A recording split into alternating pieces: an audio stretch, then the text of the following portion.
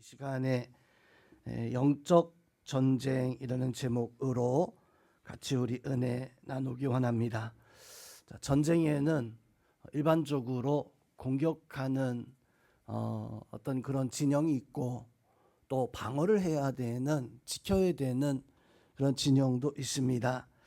공격하는 것도 참 중요하지만 방어는 더욱더 중요합니다. 내 자리를 지키지 못하면 아무리 공격을 잘한다 할지라도 그 전쟁은 절대 이길 수가 없기 때문입니다.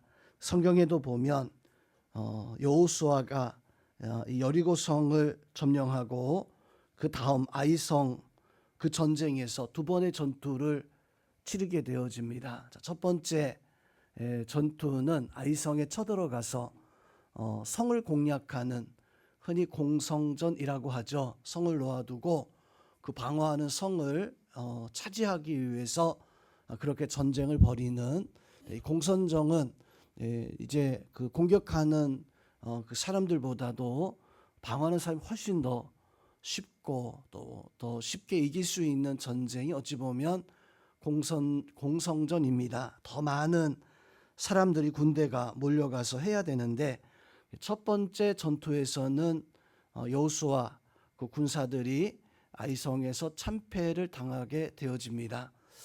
그 이유는 뭐 전쟁을 잘했다 못했다라고 하는 것도 있었지만 사실 원인은 하나님 앞에 기도해 보지 못하고 하나님 앞에 그 뜻을 알지 못한 채 그저 그냥 여리고성을 이겼다라고 하는 그 분위기에 도취되어져서 그렇게 아이성에 멋모르고 쳐들어갔다가 일종의 하나님의 어떤 진노, 하나님의 책망을 위한 그런 첫 번째 전투의 패배였습니다.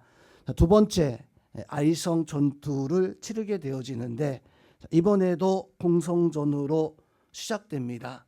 아이성 사람들이 보니까 지난번하고 똑같은 방식으로 전쟁이 오는데 시간이 가면 갈수록 이스라엘 군대가 지치는 거예요. 결국에는 이번에도 제대로 하지 못하고 도망을 치게 되어지는 아이성 사람들이 그걸 보고 이제 신이 나서 성문을 열고 추격해 오게 되어지죠.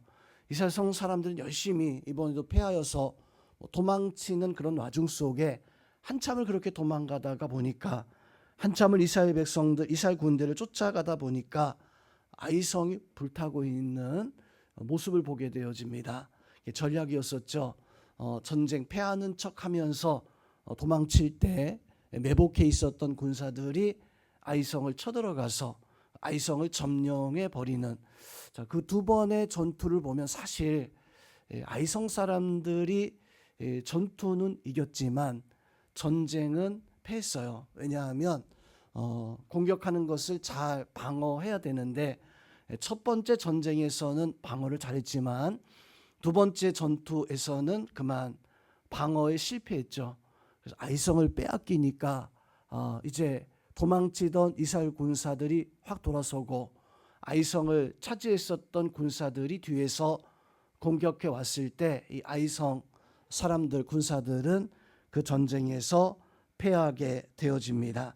성도 여러분, 그 전쟁에서 우리가 배울 수 있는 것이 무엇이냐면 전쟁은 공격도 중요하지만 아무리 전투를 잘하고 아무리 승리를 했다라고 할지라도 나를 지키지 못하면 결국에는 그 전쟁은 패하게 되는 것입니다.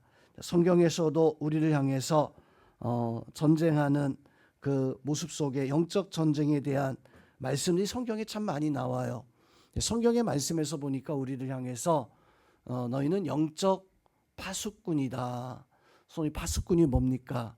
파수꾼은 잘 지키는 밤이나 낮이나 성을 잘 지키는 사명을 가지고 있는 사람들이 바로 파수꾼들입니다. 우리가 사단의 어떤 영적 공격에도 그것을 잘 막아내는, 우리 사단을 공격해서 우리가 사단을 이겨낼 수 있는 전투력을 가질 수 있을까? 그런 영적 전투를 우리가 할 수 있을까? 아마도 우리는 사단과 전투를 벌인다면 아마 계속 피할 것 같아요. 우리보다 똑똑할 거고 우리보다 더 많은 능력을 가지고 있는데 문제는 나를 잘 지키는, 그것도 하나님의 힘과 능력으로 우리가 나를 지키는 것, 그것이 어찌 보면 영적 전쟁입니다.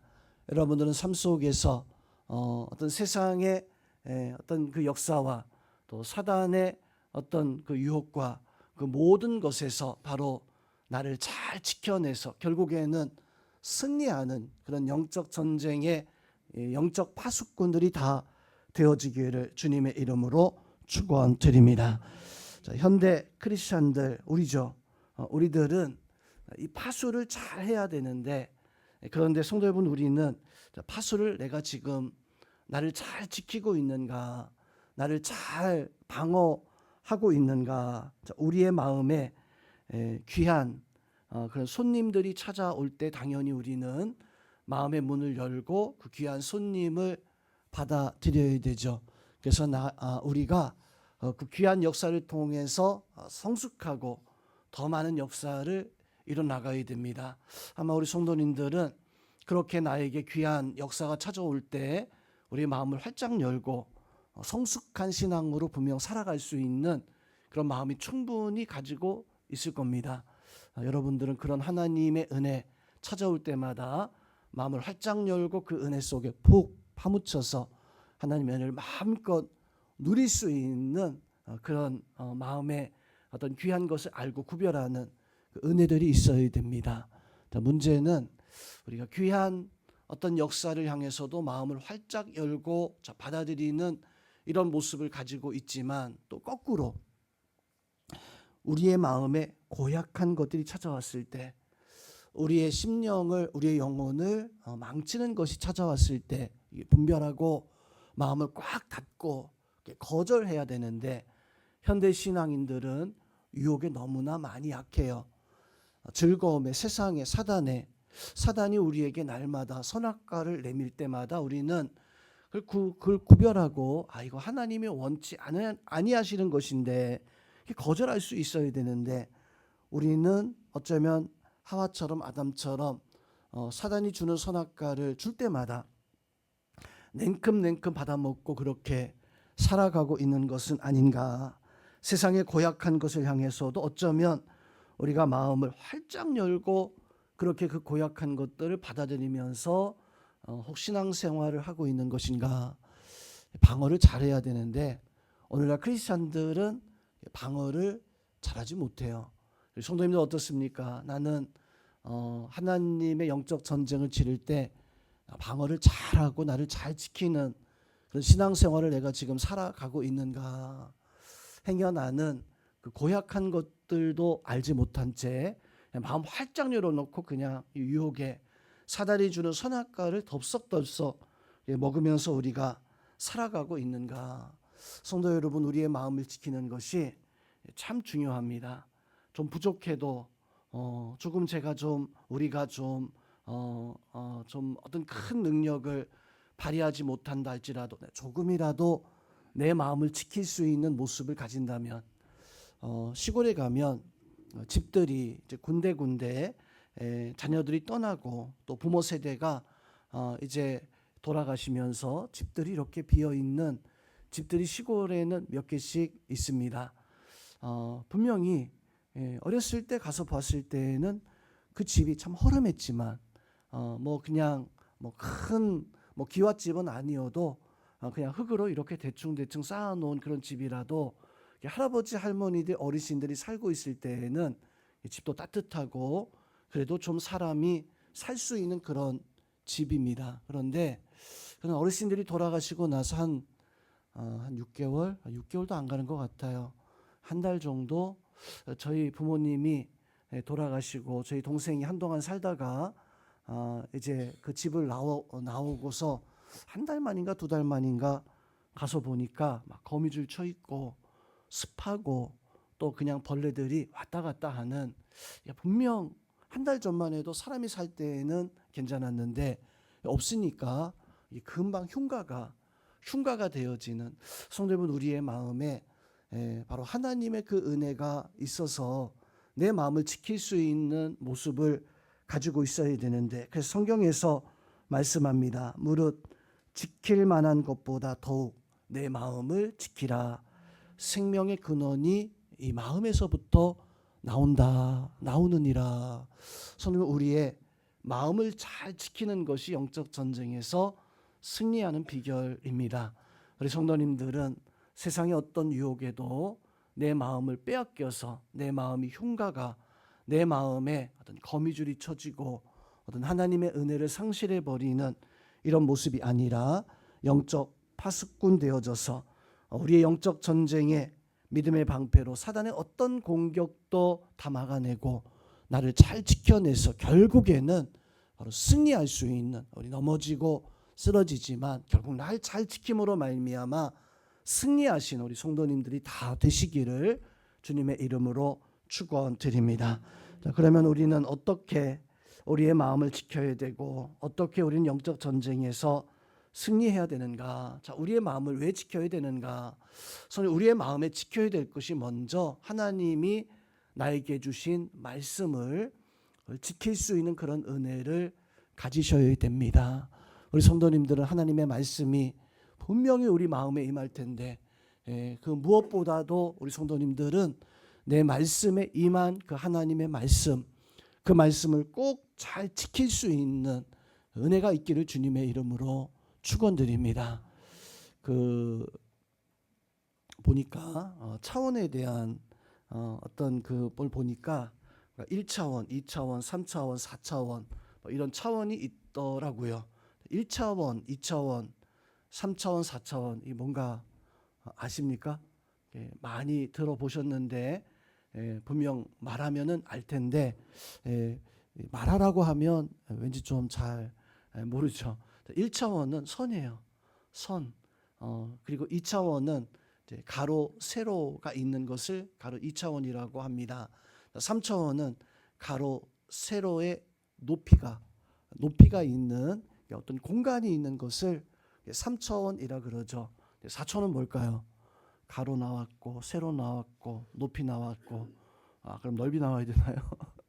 4차원은 뭐냐면 시 공간을 초월한 그런 공간을 우리가 경험하지 못하는 그런 공간을 4차원이라고 하는데, 좀 쉽게 설명한다면 이 책은 1차원적인 글씨로만 있잖아요. 그래서 그냥 단순합니다. 책을 보면서 내가 생각해야 되는 2차원은 이 책인데 그 책에 그림이 있는 일종의 만화책 같은 거요. 그런 거는 2차원 정도로 생각해 볼 수 있고, 3차원은 뭐 우리 현실 세계 TV나 어떤 그 영화 같은 것들, 이런 것들은 사실 우리가 살아가는 세상이 사실은 3차원의 세상입니다. 제가 왜 갑자기 차원 이야기를 하냐면, 성도면 4차원은 우리가 생각할 수 없는 어떤 시간적인 개념도 적용되지 않고, 공간도 이런 공간을 뛰어넘는 또 그런 공간이 어디 있을까라고 이렇게 생각이 되어지는데, 4차원은 신앙으로 따진다면 영적 공간이다라고 생각해 볼 수 있어요. 저는 우리의 마음에 우리는 1차원적, 2차원적, 3차원적 뿐만 아니라 하나님의 말씀을 우리가 잘 지켜내기 위해서는 우리가 하나님의 신령한 어떤 초월적인 역사, 4차원적인 그런 어떤 하나님의 그 역사를 누리면서 살아갈 수 있는 그런 은혜가 바로 있어야 됩니다. 우리 성도님들은 오늘 우리가 살아가는 공간에서 뿐만 아니라 성령 하나님의 세상이 있고, 하나님의 세상이 있고, 그 하나님의 세상 속에 내가 하나님의 섭리의 이끌림을 받을 수 있는 그런 영적 존재다라고 하는, 그런 존재라고 하는 것을 알면 내 마음에 하나님 말씀이 임할 때 성령은 그 말씀을 우리가 잘 지켜낼 수 있어요. 세상의 것만 있다 보니까 그 말씀이 세상에는 이게 잘 적용이 되지 않습니다. 기도하며 살고 싶어도, 말씀대로 살고 싶어도, 하나님 앞에 내 마음을 다하고 싶어도 세상에서는 내가 기도하는 대로 잘 되지 않은 것 같고, 말씀대로 잘 이루어지지 않는 것 같고, 내가 원하는 그 답대로 이루어지지 않는 것 같은데, 그럼 왜 우리는 하나님 말씀을 잘 지키고 살아가야 되는가? 하나님의 역사는요, 이 세상에만 한정되어 있는 것이 아니라 하나님의 역사는 이 세상의 시간을 초월한, 공간을 초월한, 성도 여러분, 하나님의 말씀이 내 그냥 가정에서만, 또 내 삶 속에서만, 내가 눈에 뻔히 보이는 것에서만 적용된다면 그 하나님의 말씀은 능력의 말씀이 되지 않겠죠. 그러나 그 말씀이 하나님의 성령의 역사로 내가 생각했던 가정 이상의, 내가 살아가는 환경 이상의 하나님의 그 역사들이 이 말씀 믿는 자에게 나타난다고 하는, 여러분들에게 그런 은혜가, 그런 능력이, 하나님께서 나와 함께 하시는 초월적 하나님의 역사가 나와 함께 한다라고 하는 믿음을 가지고 있을 때 우리가 물은 말씀을 지키면서, 말씀을 붙잡으면서 살아갈 수 있습니다. 성도님, 그러한 말씀 속에 살아갈 수 있기를 주님의 이름으로 축원드립니다. 성경은요, 창세기부터 계시록까지 3차원적인 세상을 말하고 있는 게 아니라 하나님의 어떤 섭리, 하나님의 놀라운 역사, 창세기의 말씀에서 보세요. 창세기 1장 2절 말씀에서 보면 하나님은 하나님의 세상이 있다는 것을 성경에 말씀합니다. 땅이 혼돈하고 공허하며 흑암이 깊음 위에 있고, 자, 이거는 세상이죠. 땅이 혼돈하고 공허하고 흑암이 깊음 위에 있다. 이건 오늘날 세상도 그래요. 오늘날 세상도 잘 정비되어 있는 것처럼 보여지지만 땅이 혼돈합니다. 땅이 공허합니다. 땅이 사실 흑암 위에 있습니다. 그런데 창세기 1장 2절에 그 말씀 뒤에 보면 이런 말씀이 나와요. 어떤 말씀이 있냐면 하나님의 영은 수면 위에 운행하시라. 이 말씀의 의미가 뭡니까? 땅은 이렇게 어지러운데, 땅은 이렇게 혼란스럽고 혼돈한데, 깜깜한 흑암 같은 그런 모습 가지고 있는데 하나님은 그 위에서 운행하고 계신다. 하나님은 그 위에서 역사하고 계신다. 성도면, 하나님의 그 역사는 우리가 생각할 수 없는 그런 어떤 은혜로 출발하고 있어요. 그리고 하나님이 어떻게 창조를 시작합니까? 하나님은 빛이 있으라 말씀으로 세상을 창조하기 시작합니다. 하나님의 역사를 보세요. 하나님은 손으로 뚝딱뚝딱 하면서 한 게 아니라 하나님은 말씀으로 하십니다. 빛이 있으라.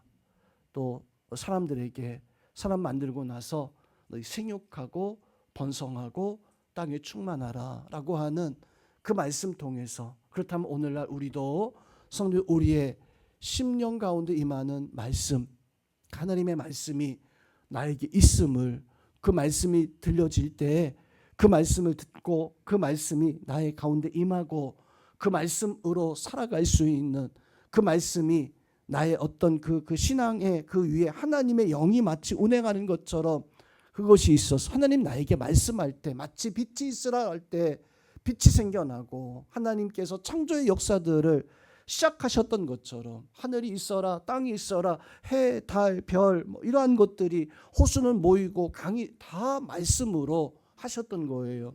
그건 우리가 생각할 수 없는 하나님의 말씀의 권세고 우리가 생각할 수 없는 초월적 능력입니다. 성도님, 우리에게 그 말씀이 있다는 것을 우리는 믿는 신앙이 중요해요.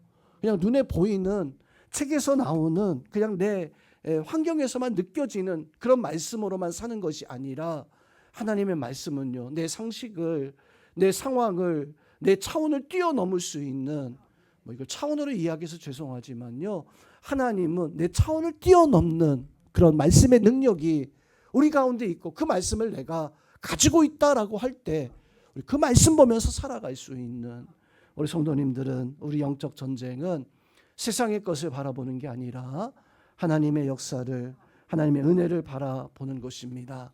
그 은혜를 바라볼 수 있기를 주님의 이름으로 축원드립니다.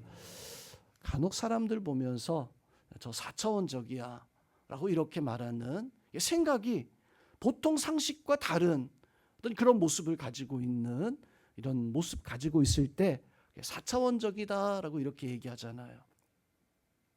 성경에 믿음은 사람은요 다 4차원적이었습니다. 수로보니게 여인이 예수님 만납니다. 예수님 만나고 예수님에게, 예수님 제 아이의 병을 좀 고쳐주세요라고 했을 때 예수님 뭐라고 말씀합니까? 나는 내 양식을, 내 음식을 이방의 개들에게 난 주지 않는다. 자, 그런데 이 수로보니게의 여인은 그 당시 개는요, 강아지는요, 오늘날 이제 강아지들을 많이 키우지만 저는 시골에서는 그 키우는 걸 봤습니다. 그런데 도시에는 글쎄요, 토픽에는 나올 수 있을지 몰라도 그걸 키우는 사람은 내가 보지 못했어요. 혹시 이제 애완 로 키우는 그 짐승 중에 여러 가지 많이 키우잖아요. 돼지를 키우시는 분 본 적 있습니까? 돼지. TV에서 봤는데 실제로 집에서 방 안에서 막 키우고는 없잖아요. 성도 여러분, 성경에서 예수님이 내 음식을 나는 강아지에게 주는 게 아니라 나는 아들 딸에게 주는 그 음식을 나는 개한테 주지 않는다라고 하는 그 말씀은 사실은요, 그 당시에 이 개들은 돼지하고 똑같은 그런 존재였습니다. 이 강아지를 참 좋아하시는 분들이 있는데 강아지들이 사람들에게 와서 예수님 당시에요, 이렇게 핥아버리면 정말 지독하게 싫어했어요. 왜 싫어했을까요? 개 그 침은 죄라고 생각했습니다.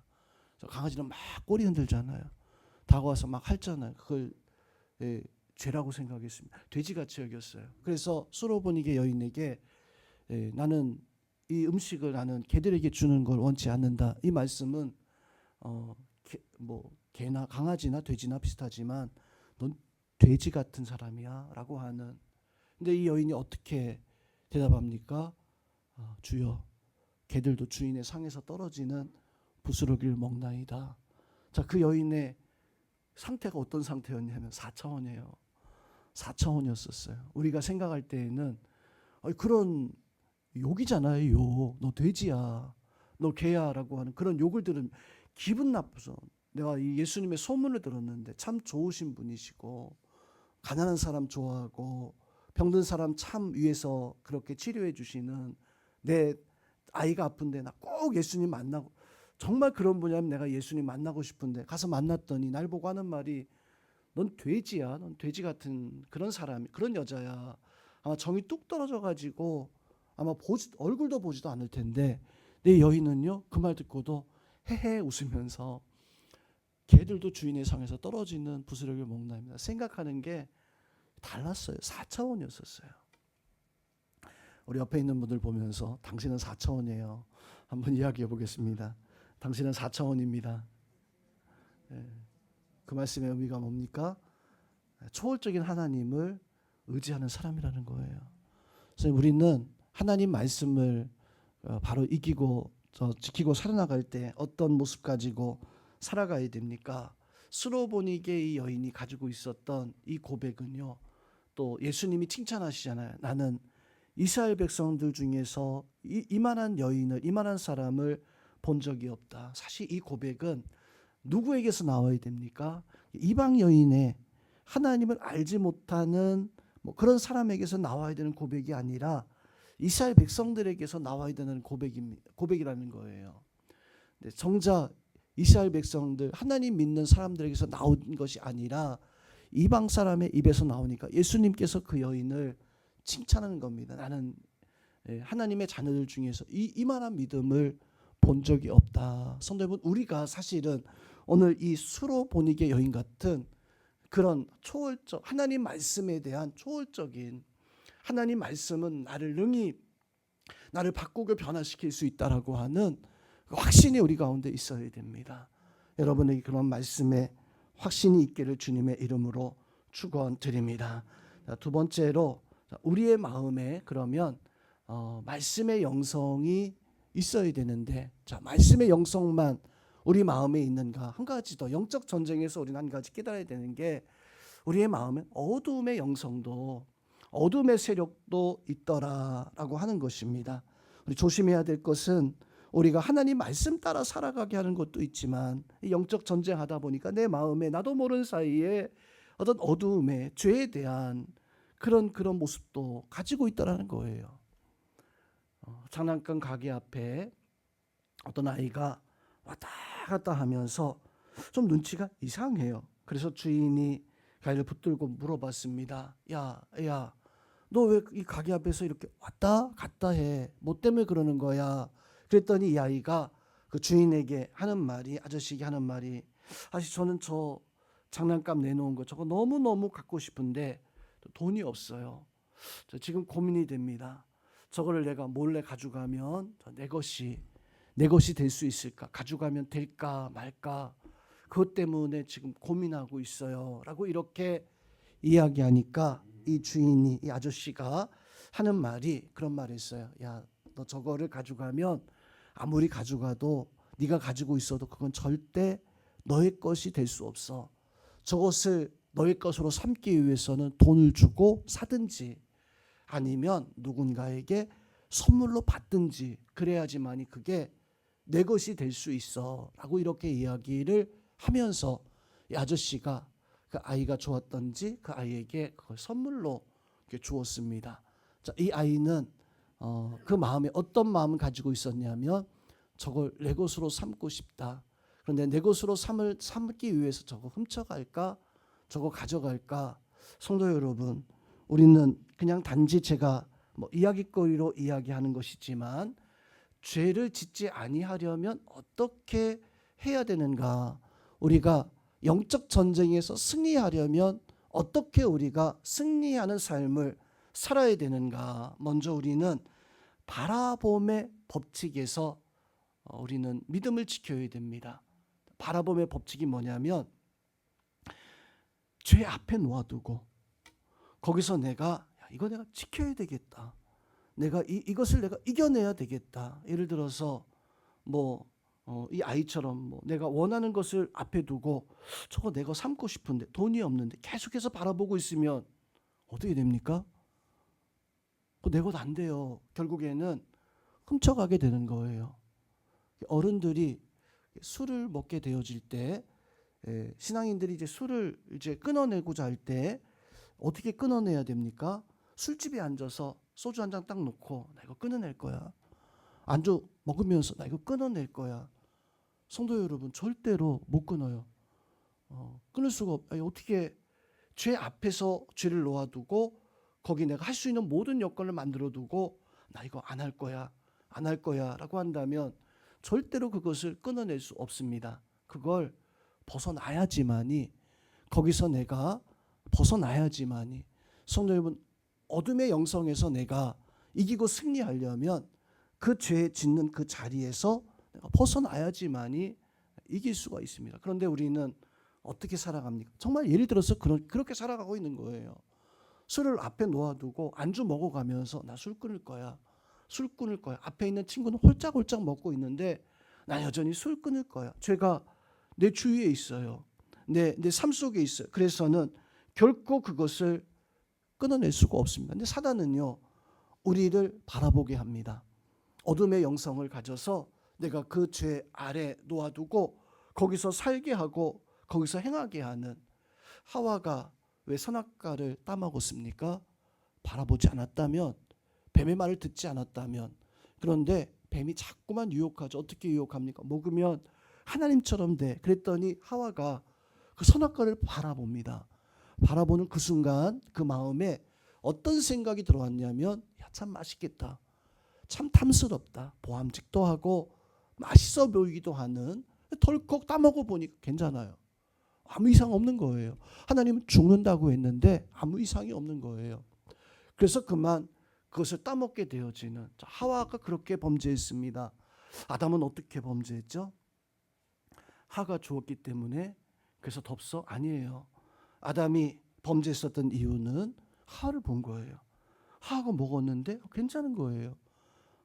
아담 역시 그 바라봄의 법칙에서, 죄에서 벗어나야 되는데 벗어나지 못하고 그렇게 살아갈 때, 우리가 영적 전쟁에서 승리할 수 있는 최선의 방법이 있다라고 한다면 그것은, 성도 여러분, 죄는 그 모양이라도 버리라고 성경이 말씀하고 있잖아요.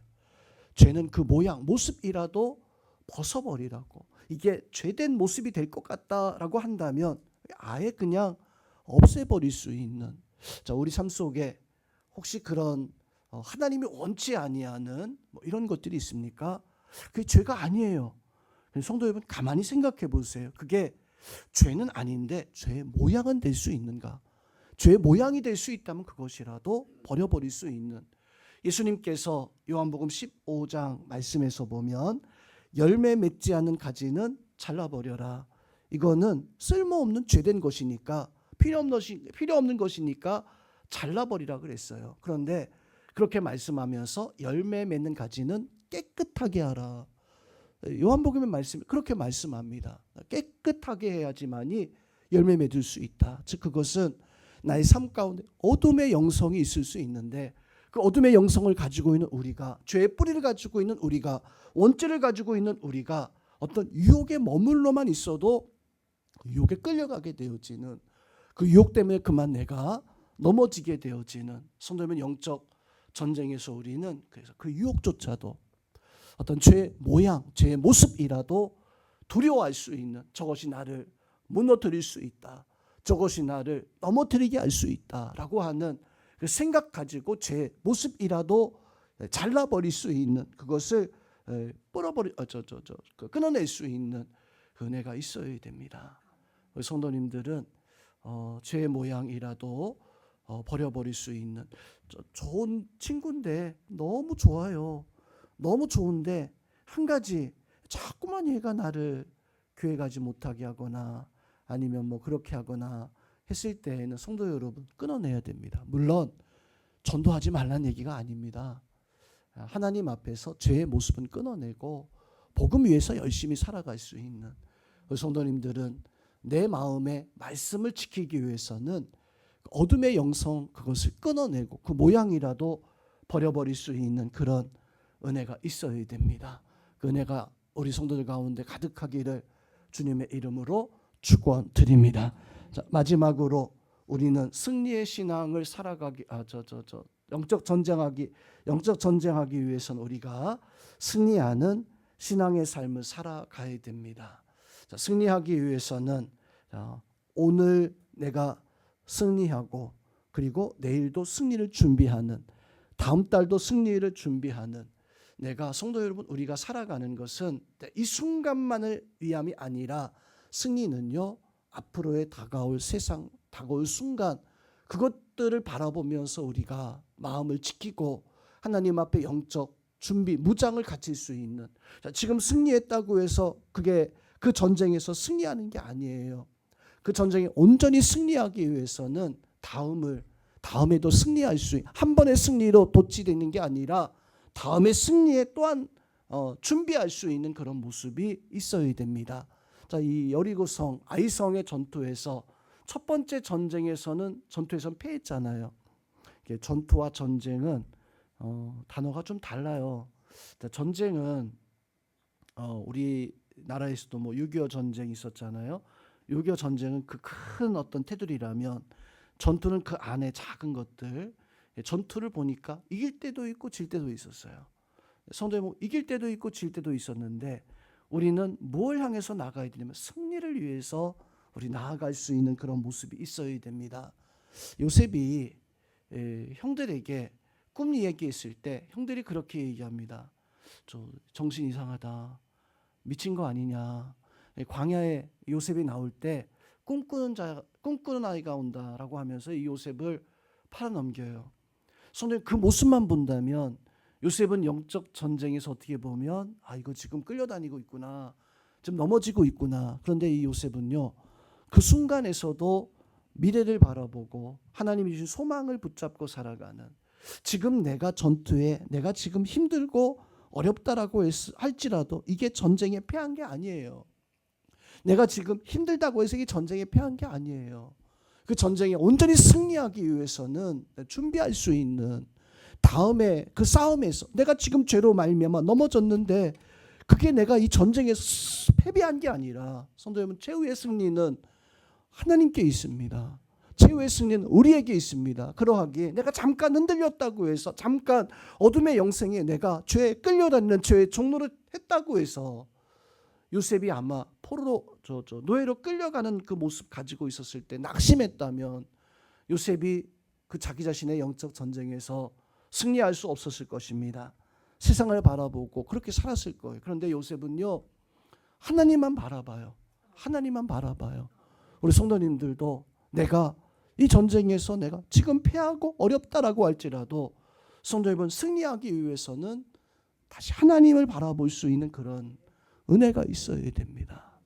마가복음 11장 23절 24절 말씀에서 보니까 이렇게 말씀합니다. 진실로 너희에게 이르노니 누구든지 이 산을 들리어 바다에 던지라 하며 그 말이 이루어지는 줄 믿고 마음에 의심하지 아니하면 그대로 되리라. 그러므로 내가 너에게 말하노니 무엇이든지 기도하고 구하는 것은 받은 줄로 믿으라. 그리하면 너에게 그대로 되리라. 자, 이거는 꿈을 꾸라는 거예요. 미래를, 승리를, 영적 승리를 위해서 꿈을 꾸라고 하는, 성도 여러분, 우리의 전쟁은 세상의 악한 영 사단과 하는 전쟁입니다. 그 전쟁에 연승하면 참 좋겠지만 아쉽게도 우리는 사실 날마다 승리할 수는 없어요.